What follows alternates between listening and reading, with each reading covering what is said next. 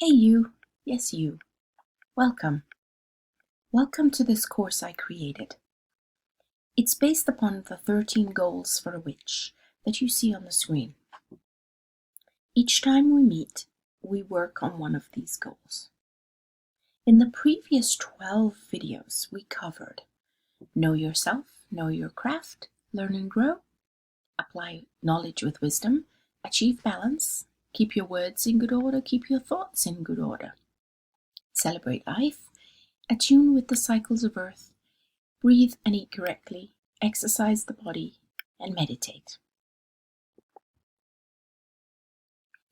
Today, in our final meeting, we delve into number 13, honor the goddess and god.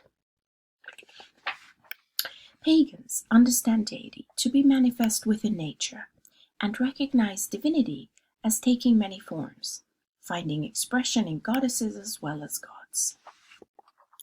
Goddess worship is central in paganism. Pagans believe that nature is sacred and that the natural cycles of birth, growth, and death observed in the world around us carry profoundly spiritual meanings. Human beings are seen as part of nature, along with other animals, trees, stones, plants, and everything else that is of this earth.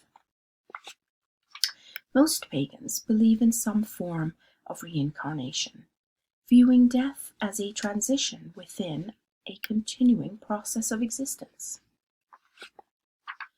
Most pagans worship the old pre-Christian gods and goddesses through seasonal festivals and other ceremonies. Divinity or the divine are things that are either related to, devoted to, or proceeding from a deity. What is or is not divine may be loosely defined, as it is used by different belief systems. Most of us believe deity to be the creator and supreme being. Wiccan views of divinity are generally theistic. Theistic comes from theism. Theism is the belief in the existence of God or gods. These views revolve around a goddess and a horned god, thereby being generally dualistic. The triple goddess is a deity or deity archetype revered in many neo-pagan religious and spiritual traditions. The triple goddess is viewed as a tri-unity of three distinct aspects of figures united in one being. These three figures are often described as the maiden, mother, and crone, each of which symbolizes both a separate stage in the female life cycle and a phase of the moon.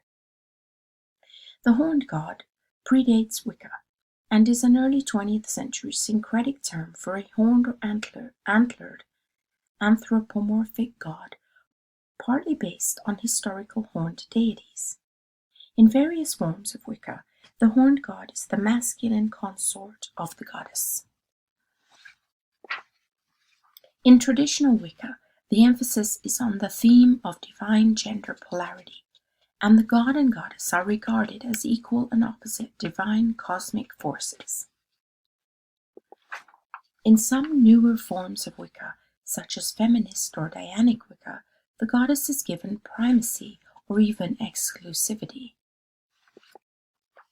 Some Wiccans are polytheists, from the word polytheism, which is the belief in multiple deities, which are usually assembled into a pantheon or group of gods and goddesses.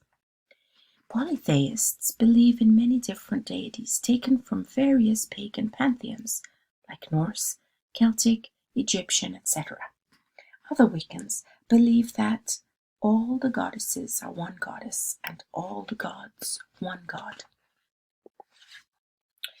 Yet, other Wiccans refer to the goddess and god as Lady and Lord, primal cosmic beings, the source of limitless power yet familiar figures, who comfort and nurture us as well as challenge or even reprimand us.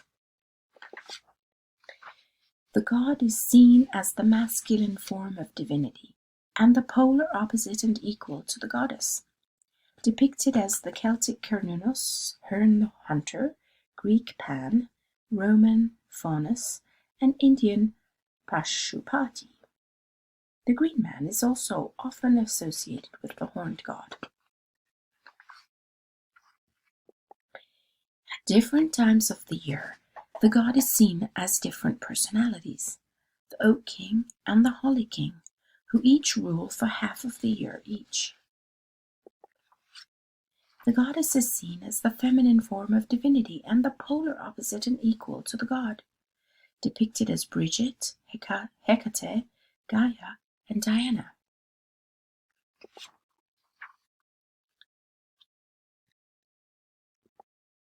A relationship with a god or goddess is like any other. It takes time, energy, and attention. We listen, we observe, we show up, we ask for their stories, we pay attention to them, we build a relationship. This concludes the 13 goals for a witch. It has truly been my pleasure to put these videos together for you. I hope you gained something out of them. Till next time, thank you and be well. And as always, here's my contact info if you have any questions, concerns, complaints, or compliments.